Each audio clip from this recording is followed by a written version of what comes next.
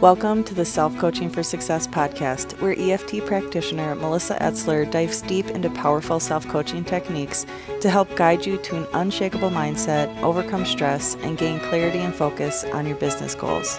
Are you ready for actionable strategies and even a few tapping scripts? Let's do this.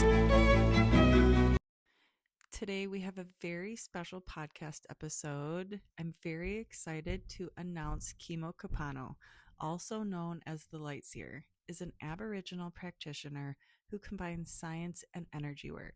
He is a quantified healer, psychic, and educator with over 30 years of experience. Kepano has helped over 10,000 clients learn how to tune into their own frequency and has set them up for profound personal success. Let's welcome Kimo Kepano. But what does stress look like? Stress is a visual frequency around the body, just like empathy. Now, Yeah. technically, empathy exudes from brain and heart center, but it is perceived outside of the body as well. Mm. Stress, same exact thing. We think of stress coming from a sympathetic nervous response, also adrenaline running through the body, things that we can quantify, Yeah. right? But not only are we looking at adrenaline and the sympathetic nervous system, which would be considered endogenous, which is my body creates a chemical makeup. If it is perceived outside of the body, technically it means that stress and anxiety is exogenous. I Mm. experience it internally, I experience it externally. Yeah. When someone comes up to me, if I'm asked to tune into the body, I'll look at endogenous chemical in the body, right? Mm-hmm. But I'm not walking around the world taking a look at everyone's innards. It would Right. be Oh unethical. my But gosh. what Yes. is hard for me to avoid, and I try really hard to avoid it by like turning my abilities down throughout the day. When my abilities are turned up, it's like someone put a quarter in me and I go, go, go. When I'm Yeah. walking around the world, how do I know that someone is experiencing stress? Walking down the street, driving in a car, or something like that, because of the feels around them. Mm. Stress is a very, it looks like Pigpen, the Charlie Brown character. Okay. Yes. It's Yes. this constant blur around the body, Okay. constant. Yeah. And what you could actually do, you can go many steps further. You can Mhm. identify, but where is the stress being held? Well, that Yeah. pick energy will go down maybe into the gut. If it Right. goes into the gut, I will already know, their enteric nervous system is going to be a little jacked up. That Yeah. connection between brain and stomach. If it moves into the upper part of the region of the crown, my very first thing I'm going to take a look at is where are they blocking their trigeminal nerve? Right. This ability up here to kind of perceive information in this way. So Wow. I take a look at where that frequency is coming from. Now, again, I don't go that hard in when I'm walking down the street and I see a Right. random person on the road. If someone comes up to me and their Zoom turns on and I perceive that, that'll be the nature of my very first question. Yeah. Hey, I'll say, we got some stuff going on right now. Right. Why is it important for you to know location of stress? If we can locate it early, we can find the cause and the root and we can pull that bad boy out. If we do not get to it fast enough, stress goes into the body, where then stress is massively endogenous, which Mm. will then I will always, always, always see it will masticate itself to turn into some kind of malady, Yeah. some kind of ailment. Meaning, you mentioned doctors before. When Mm-hmm. I work with doctors, I don't search doctors. Doctors find me. Yeah. And there's I lots of believe different that. doctors who have found me, right? Meaning that here's the commonality. I'm working with a really wonderful institution in Texas right now. The doctor came to me, one of the head surgeons, and said, "So I saw you on Instagram or TikTok. I think they saw me on TikTok." And they said, "We would like to interview you and bring you into a panel." And I said, "Okay." The very first question they asked is, "We know that certain things work, but we don't know why. We know that Right. red light therapy works, but we don't know why. We know Yeah. that Reiki works, but we don't know why, because we're about quantifiable information Yep. and we don't know why." And the very first thing I said to them is stress is an imbalance. Stress in the body will then start to turn and transform into different emotions. Meaning, I will guarantee you, if you give me all of the patients that have an autoimmune, there's going to be a commonality with all of them. Yeah. And sure enough, that's what ends up happening. Because anything that happens in our body that is non-environmental, I fell down the stairs, I got in a car accident, those are Mm-hmm. environmental circumstances. Right. Everything non-environmental is going to have an imbalance of an emotion. Meaning that when I work with your doctor, and if I tell them, please do not tell me what the ailment is, let Right. me just do. And if I can locate it and identify this emotion is in that part of the body, then the doctor will say that's where her struggle is. So how would you perceive that? Because the emotion has not been released. Right. That's right? incredible. So that's the effects of stress when not Yeah. pulled out by the root. Goes internal, and then again, we bring in the example of doctors. But I'll go a Yeah. step further. When I first spoke on this panel, and we're still kind of in the talks of, how to talk with the NIH, National Yeah. Institution of Health, uh, to give them more quantifiable examples, because not every doctor is open to this. There was a Right. lot of people in that room that were like, we don't believe this, right? So the very next thing that I did is I said, I want you to give me all the neonatal nurses. And I worked with them. Now give me all the surgeons. Let me work with them. Why? Because even in that, all the neonatal nurses have something very specific in common. And it's Yeah. a commonality of a very specific form of empathy. Wow. Of the surgeons have something in common, which is a very specific form of intuition. And if you could just speak about that, they always say, huh, I've never thought about it like that. I've never told Yeah. anyone that before, but that's how it feels. Yeah. And I would say, yeah, because you didn't realize that you leaned into that intuitively without realizing it, but that's what you were good at because of that specific level of intuition. So what Hmm. would happen now if you activated that level of intuition consciously with your job? You become unstoppable. Right. You become so magnetic and so magnanimous that your ability to work as an employee or as an employer or a person in a relationship, if you can amplify that with your natural innate intuition or frequencies, then you truly become unstoppable. Right. Yeah. Well, and I can see that in the world too when people really harness the Olympics is going on. I don't watch the Olympics, but Simone Biles.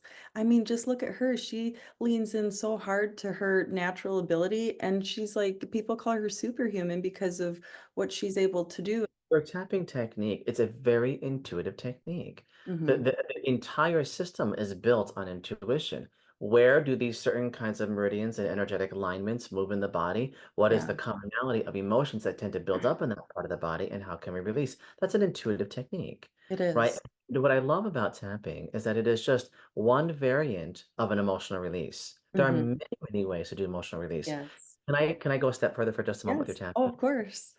There will be some individuals who will feel it quickly. Some individuals who will tap the same spot not very quickly. There's a major commonality with the individuals who can receive profound information from tapping versus non-tapping, or a person who Yeah. doesn't receive information from tapping. The commonality is the same exact thing that happens with the surgeons, meaning it is a tactile response. It is a kinesthetic response. Yep.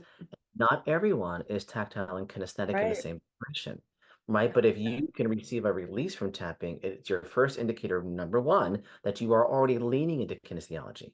Same Hmm. thing is true when it comes to surgeons. Their Yeah. dominant mode of operandi is that they're very tactile, which Right. means that the hand leads the guidance system. Um, Before you go on to your next question, I do want to circle back to something that you just said to kind of Yeah. demystify. Yeah. One thing that is challenging for people to hear is the word intuition. It feels like a bit of an esoteric word for a lot of Yeah. individuals.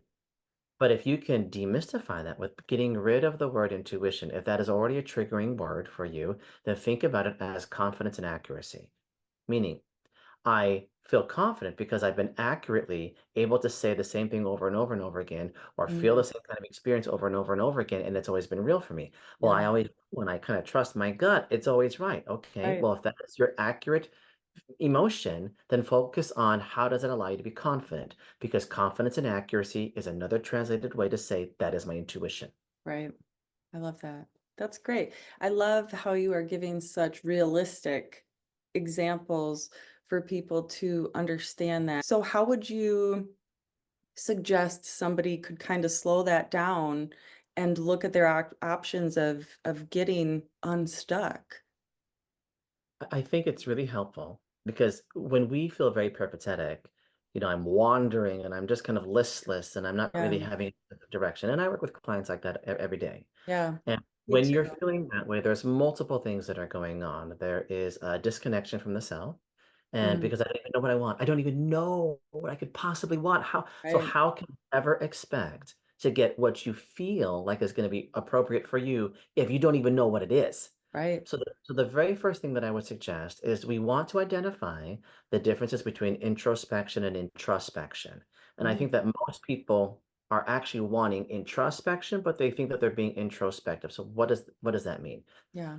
Introspection, mindfulness. We become aware of the emotion. We become aware of my feeling. I'm aware of my mind. I'm aware of what I'm thinking. It is an awareness that I'm a very intro into my perspective, right? But introspection is different. Introspection is I am inside of the emotion. Mm. I am not looking in, I am in. Yeah. So the difference is I look at it voyeuristically. How can I Mhm. get to know how I'm feeling versus this is the emotion, this Yeah. is the sensation. And once you go into the middle of it introspectively, you'll get to know what is uncomfortable because this is what it feels like and Yeah. get to know it. I think that discomfort is a friend. Discomfort is a duet. I love it. Discomfort is not a foe. And we think of Yeah. it as a foe. So many of us say, I'm uncomfortable. I'm going to stop. Right. Well, I tried meditation one time and I couldn't do it very well. I'm Yeah. gonna stop. None of that is intro or far from intra. You got Yeah. uncomfortable, so do it again. You got uncomfortable twice, good, do it again. Yeah. Why are you uncomfortable? Well, because I'm uncomfortable. That's not an answer. Why are Right. you uncomfortable? Yeah. Why? Because it's quiet. Okay, well then let's get to know why are you uncomfortable with silence? Well, Right. because I feel there's always a lot of thoughts going on in my mind. Well, that's an intuitive aspect. So if you're uncomfortable with all these thoughts that are coming into your mind, what would happen if you listened to them? Yeah. So you see how we're trying to build upon a system Yep. here? Because it is a very tangible exercise. It does not have to Yeah. be esoteric. It Right. really Not at doesn't. all. Right. Not at all. And I love that because, again, it's such a simplistic form of you just have to look within. Because I think a lot of us, too, the shiny object syndrome, people call it, where, ooh, a new course, ooh, a new healing modality, ooh, what's this? When really at its base, its foundation is looking inward and understanding your emotions a little bit better and understanding who you are. Little exercise of identifying, am I living a life that is an intuitive life or if I'm just living? Because there's Mm, a major difference, but there's a really easy way to identify that. And technically, if we were to use esoteric language, it would be living a life that is based in root systems only, mm, lower chakra only. Now, if you don't want yeah. to use the word chakra, it's just your vitality centers. What does it mean? If I'm living a non-intuitive life, then the things to ask yourself are what are the aspects of my simple, just instinctual reactions? I sleep, I eat, I have sex, I go to work, I come home. I'm doing root systems only. Yeah. Just like the things that make me live and Mm, I have to eat, I have to sleep, I'm in a sexual body, I mhm. have to work, I have to take care of the kids. That is a non-intuitive life, Yeah. right? Just doing root systems. But if you can add space in between, what do I do? Let's just utilize the example of nourishment. Yeah. Am I eating foods that my body requires? Am I eating foods that my body hungers for? For some reason, I'm craving like oranges. Okay, is my body deficient in some kind of natural vitamins that the orange Yeah. can give me? How am I living an intuitive life when it comes to food? When I'm sleeping, am I sleeping for avoidance reasons? Am I sleeping because I'm depressed? Am I oversleeping because I want to be avoidant? Then Yeah. sleep, that's a non-intuitive reaction. We're Yeah. trying to get to know why. Am I only having sex lasciviously because I just want to get off? Then I'm only Right. going through action points, as opposed to saying, but what is the nuance of the emotion?